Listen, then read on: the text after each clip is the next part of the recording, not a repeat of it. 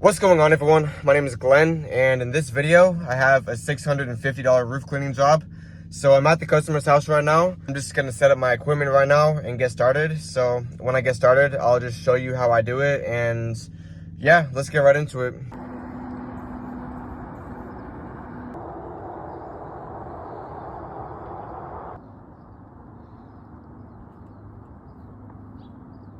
Alright guys, so my equipment is all set up now.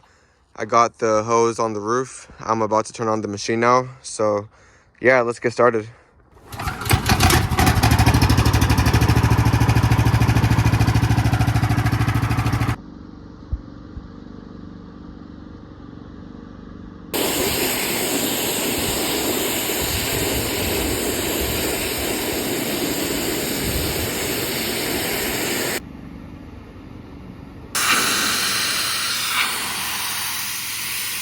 Alright guys, so right now I'm working on the lower part of the roof.